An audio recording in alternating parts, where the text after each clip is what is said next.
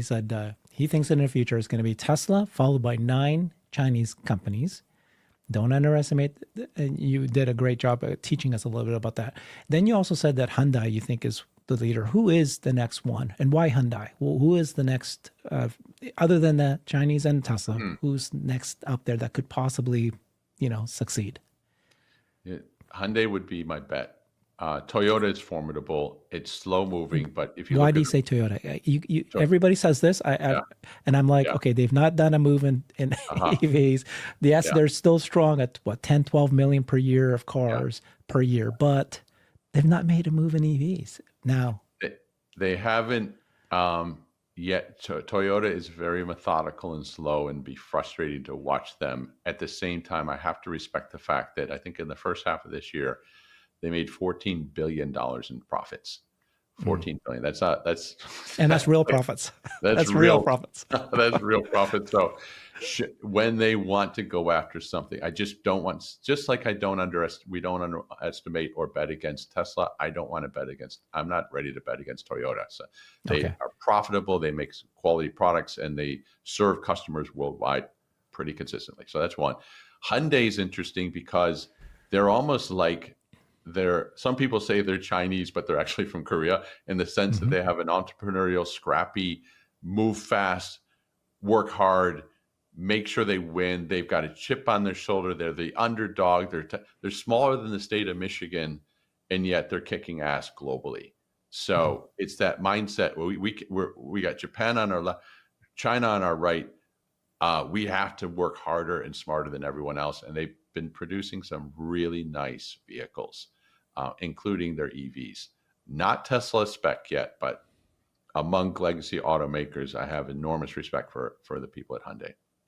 In Japan, there's Toyota, but there's Nissan and Honda and Subaru.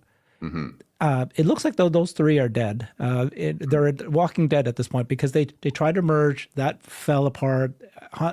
Honda selling their headquarters. They're like scrambling at this point. From what I'm seeing, that doesn't seem like they're going to survive.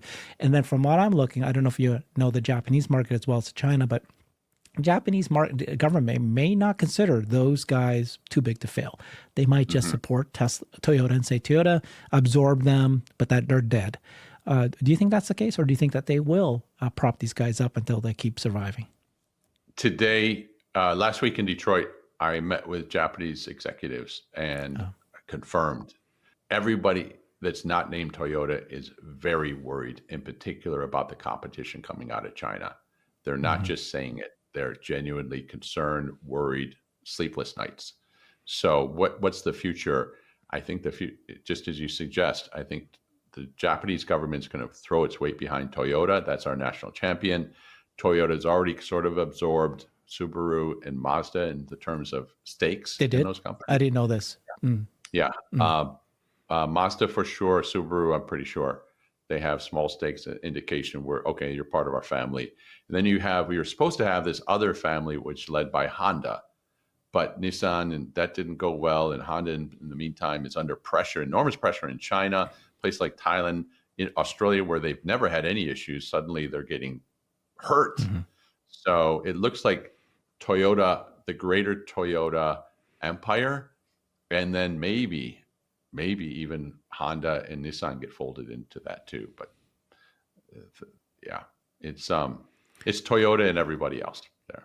And then what about the brands that will survive? I think few people know that Volvo is actually owned by a Chinese company, and that they actually just, I think, consolidated. They finally let go of the headquarters in Sweden or Switzerland, wherever the area there. I know somebody said it's not actually Sweden. It's like there's wherever the headquarters were, and then they consolidated to China. Right. I wasn't aware of that. So I was just in Gothenburg, which is the headquarters of Volvo traditionally, and Geely now owns them, and Zeekr is there. Them, right?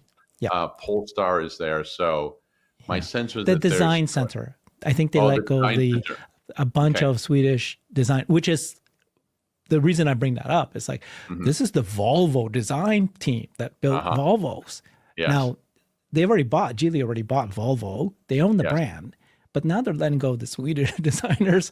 And so the point is that it's a brand that people don't realize because it's a good brand, Volvo. but it's actually owned by Chinese. And so we're going to see more and more and more of this, aren't we? More We brands are bought more by brands. Chinese, and maybe that's how they get into the U.S., right?